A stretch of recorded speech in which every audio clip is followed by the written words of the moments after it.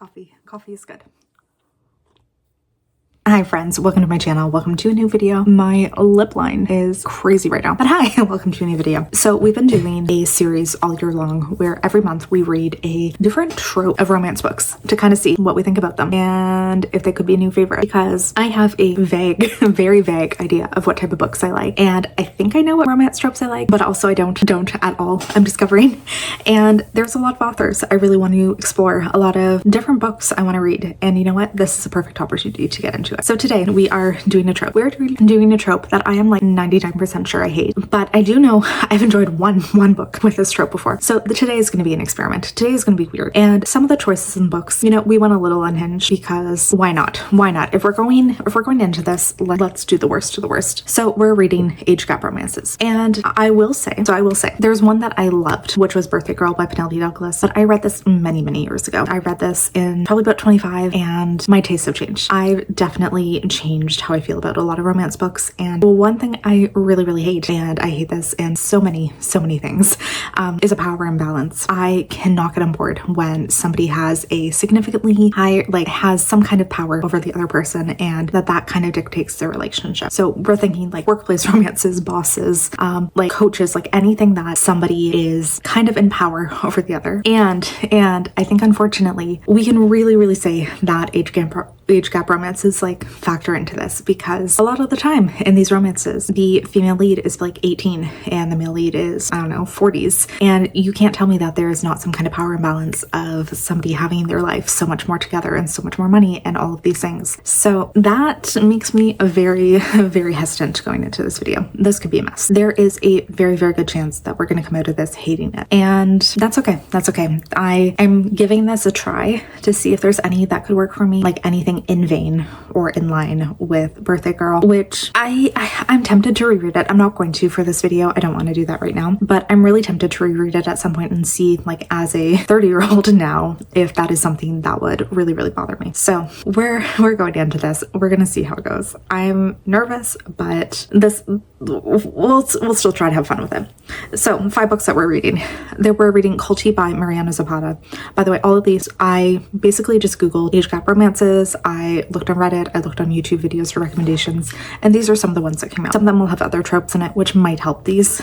I did recently read a mafia romance, which was in my last video of one of these, where the female lead was 18, and I genuinely forgot that. The male lead was in his 30s, and I genuinely forgot she was 18 until like most of the way through the book. So sometimes if it's not like a huge factor in the plot of the story, maybe it will work. Sweet Temptation by Cora Riley, which that name makes me a little concerned, very concerned actually. The Doctor by Nikki Sloan, which yeah, some of the reviews I've seen from this one make me concerned also. Welcome to the Dark Side by Gianna Darling. This is like book 2 in a series, but this one supposedly has some age gap in it. Also, I'm totally fine reading like several books into a romance series. It doesn't really bother me. And The Confidence of Wildflowers. So we might have a terrible time with this. We might have a great time, who knows. I am telling myself that I am very liberal to, or very able to liberally DNF books, and we'll see how it goes. We'll see if I get grossed out, and really hoping I don't, but I'm not feeling super hopeful. So let's dive into this video. Let's hope that it's actually fun. Let's hope that we actually enjoy something, and I'll come back when I've started something.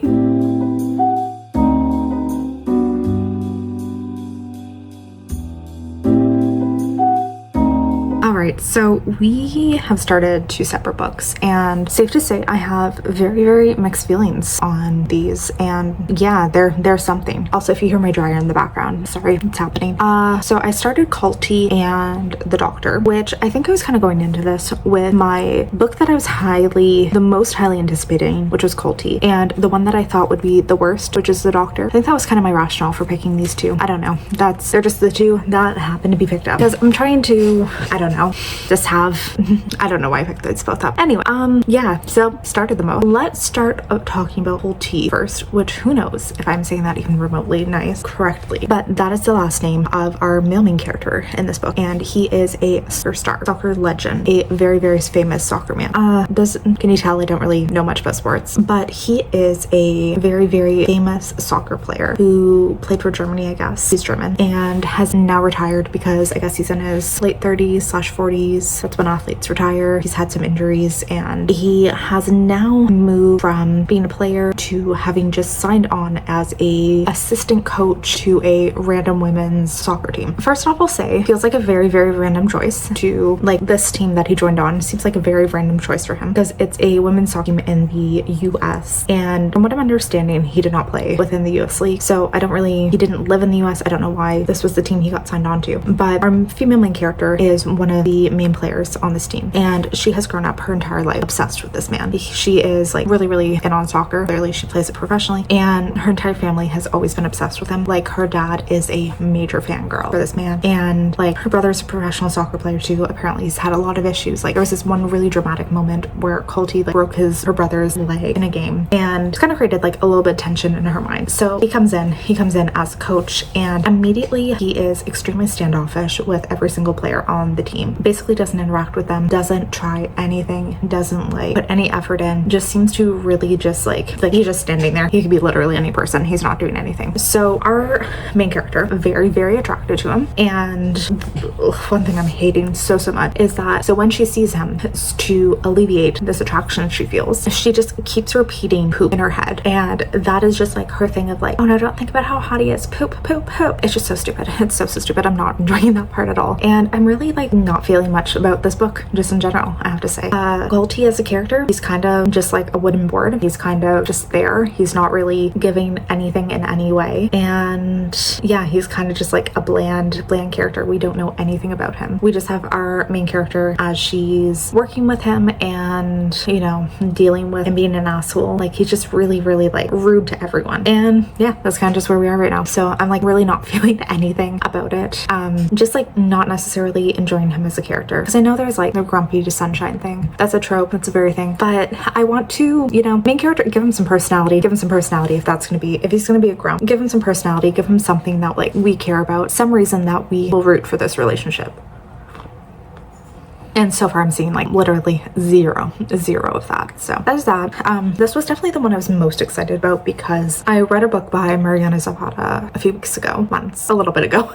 It was in my reading sports romance video and really loved it. That was The Baldwin Epigamy. Gave that one a 5-star. Really, really deeply enjoyed it. So I think I thought I would be going into this one and like immediately loving it too. Unfortunately, not really feeling that. But hey, we can hope. We can really, really hope that something will wildly turn around and that we'll see something from this man, and maybe he's not completely bland. And then the other one I started is The Doctor, which I'm getting the ick in this one. So we're following a teenage girl. By teenage, I mean she's like 19. She's still a kid, and she and her boyfriend have been away at college for a year. They come back in the summer, and like things are not quite working as they used to. They're like really, really out of sync. She's kind of falling like out of love with her boyfriend, feeling like the relationship has run its course. But guess who she's super attracted to? Guess his father. That's right. And I do have to say, I've enjoyed the ex-boyfriend's father trope before, like Birthday Girl by Penelope Douglas. I know I talked about that one before. I've enjoyed it in that one. And this one, just something about it, it's just creeping me out. Really, really creeping me out. The fact that she is 19, either 18 or 19, but very, very young. And apparently she's dated her boyfriend for 3 years. So the father would have known her since she was like either 15 or 16. And this entire time, I think we're being supposed to be led to believe that he's been into her this entire time. And that is just like, I don't like that. I don't like that.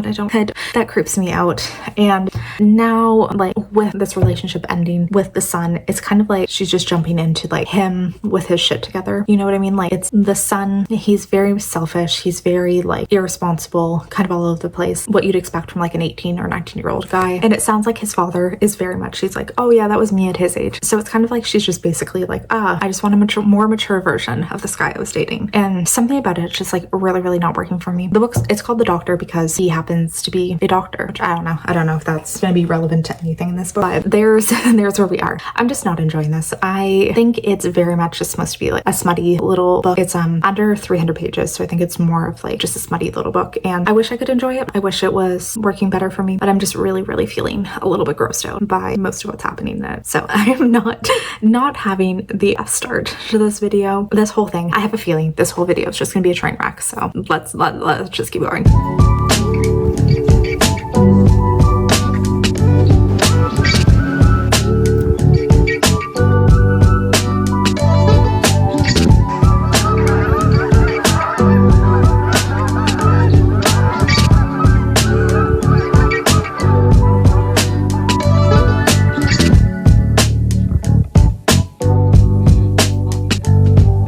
Okay, so finished The Doctor, and yeah, it's 2 stars. It's 2 stars.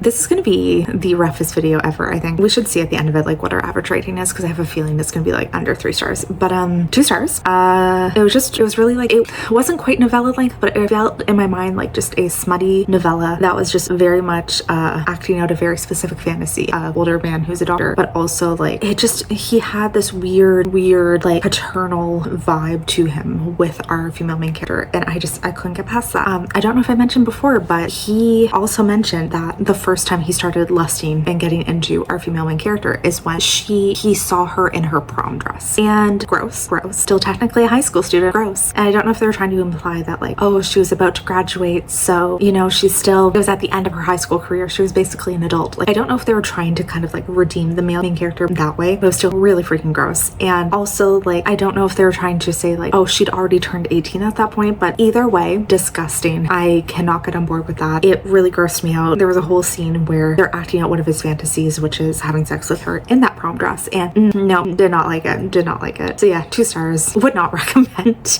God, I'm gonna hate every one of these books. I can really tell. Yeah, this is gonna be rough. So let's just keep going.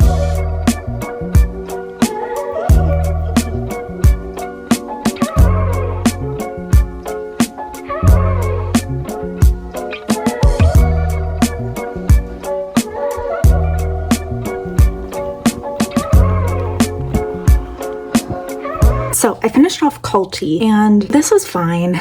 It was fine. A lot less offensive for me than I feel like a lot of the other ones will be, because our main character was an adult. Like, she was said to be in her, like, mid to late 20s, which really helped make this a lot less gross for me. But at the same time, the male love interest was in a position of power over her, and, like, he was a coach to her soccer team, and can't say I like that. You know, just anything where there's that slight power imbalance, can't really get on board. So it's like, it was slightly better in a few ways. There were not as many things that I found offensive, but, like, that being said, at the same time, there's still, like, not a lot that I enjoyed. Like, there was very few things that I would, like, say were decent or, like, outstanding. Like, I think this was a very middle of the road book where it was completely fine. There was nothing too terrible, but there was also very much, like, nothing I would say that was great. So I am going to give this, like, 2.5/3 stars. 2.5 rounding up to a 3. It was just, like, fine. Like, I didn't really feel anything about the relationship. I didn't feel invested in it. I don't think that there was enough to make me convinced that they were in love with each other, aside from the fact that this male main character was, like, our female main character's, like, absolute crush, and, like, that she'd been, like, crushing on him her entire life. And, like, aside from that, there was nothing, like, personality wise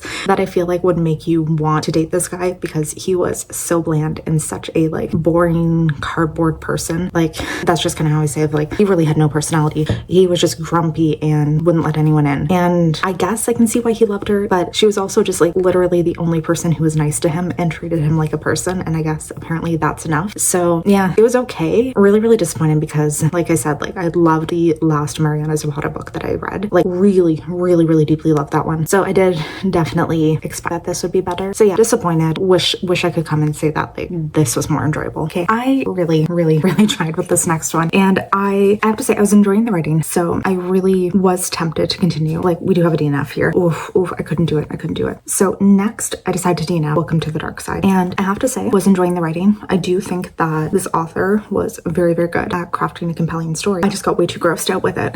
Yeah, there were a few too many things that I genuinely just think were kind of gross and could not get into. So in this one, we're following a young girl. When she is 7, they're outside of her church. There's a shooting, and she almost gets hit, but this biker jumps in front of her, saves her life. It ends up going through him, like, the bullet goes through him and still hits her, but he saves her life by doing that. And she starts referring to him as her guardian monster. They're in the same hospital. She sneaks down, finds him, thanks him, and basically ends up creating, like, a pen pal relationship with him, because he ends up getting arrested because he was involved in this, like, gang shooting, and even though he wasn't the one doing it, there was still, like, a ton of things he was involved in. But throughout the course of her life, they end up having a bit of a pen pal relationship, and we're following kind of, like, from the age of 7, every few years we're seeing, like, the letters they write each other, and it just, that alone had a bit of a weird vibe. But then we get to our main character when she's 17. she has been diagnosed with cancer for the second time. That was another thing. When she was 7, she had cancer at the time. And writing these letters kind of was like what helped her get through it. And then when she's 17, she gets diagnosed again, and she is tired of playing by these good girl rules that her parents has forced her into. Her father's like the mayor, they're involved in their church, they have like a bunch of shit going on like that, and she decides to start letting out her bad side, her dark side, you could say. And she's like 17, sort of working in a strip club, but more doing like odd jobs for them. And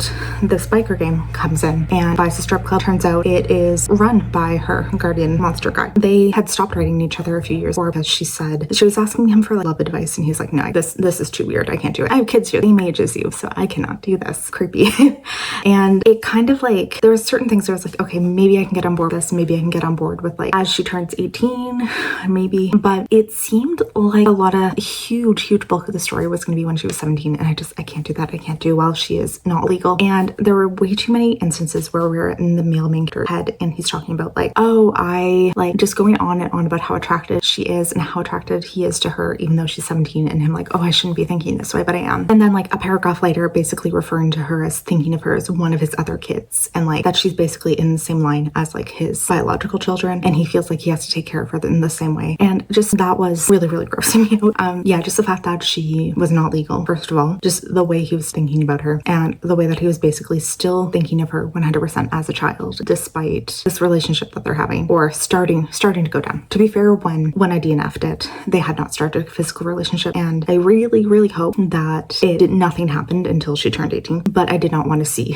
whether or not that did, because I was feeling way too grossed out by it. So yeah, DNF this one.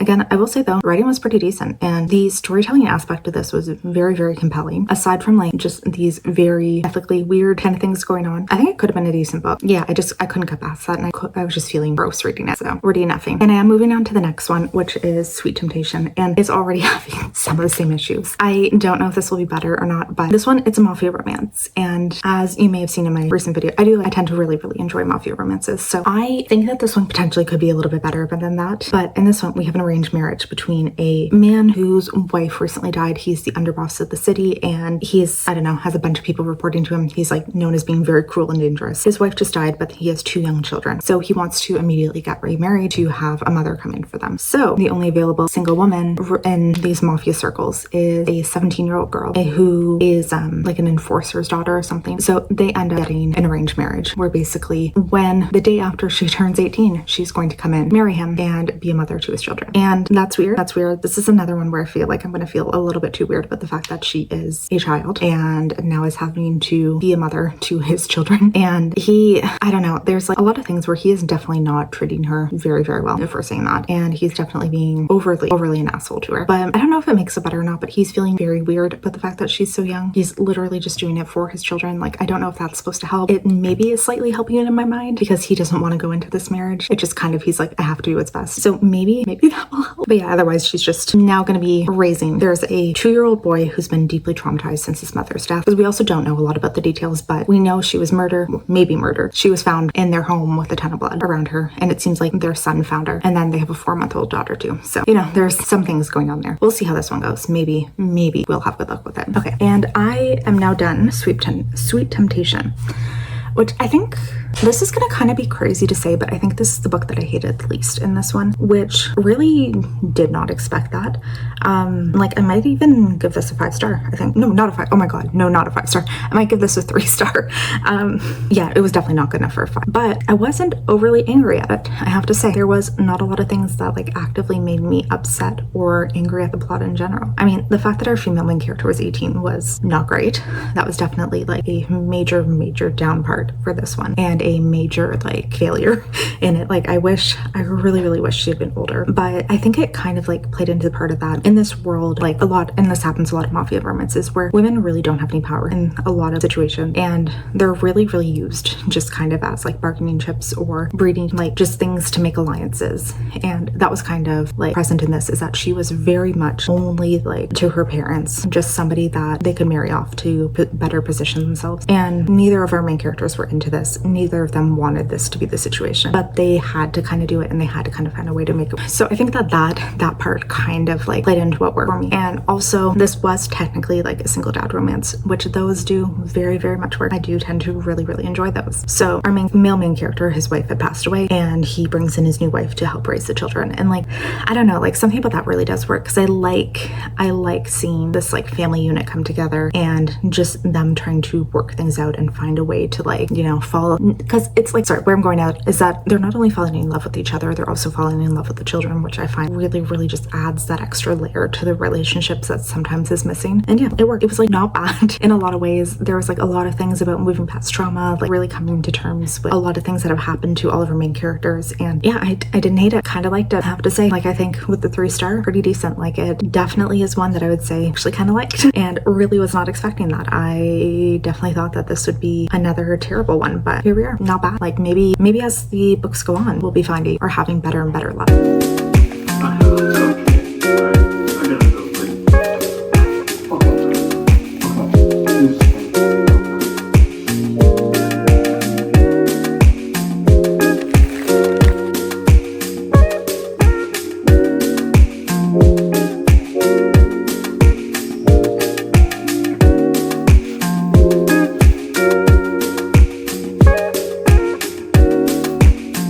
Started our final book that we're reading for this one, and it is The Confidence of Wildflowers. So this one, it seems to have decent reviews, but we're following a newly graduated 18-year-old girl who basically everybody in her life is moving away after the summer after graduation, but she has decided she wants to stay at home, and you know, like, going to college isn't for her, so she's just gonna figure out what she wants with her life. Her boyfriend's moving away and causing a lot of issues with them, and at the same time she just had a new neighbor move in next door, who is a very, very sexy single dad in his mid-30s that she can't help but be a little into. And where it started, he starts off as being like a very, very grumpy asshole, but by now she is the part-time nanny to his kid whenever he needs it, because he's divorced and only has his kid part of the time. So basically whenever he needs it, she steps in as the nanny, and they're starting to be a little flirty with each other. The neighbor, his name's Ayer, he's like very, very much stepping up and really helping her out with like a ton of different things going on in her life, and like really like kind of just being there for her in a way that her boyfriend isn't necessarily, and that it seems like she feels is very much missing. So it's going to be a relationship with that. I don't feel too, like, I don't know, something about the age gap isn't weirding me out in this one. I don't know if it's just the way it's written or something, but also like the nanny single dad trope is something that I do really, really enjoy. So I think that maybe that is a big part of it. Like, maybe that's just kind of distracting me from the things that I potentially wouldn't like in this one. So I'm kind of hoping that that follows through. I'm hoping that that ends up being like something that we really continue liking, and that ends up continuing to work in this book, I guess. But yeah, because that'd be fantastic. It'd be nice if like I actually ended up enjoying one of these, like enjoying it more than a 3-star. That would be nice. It could be nice that we actually like have something work out, but we'll see.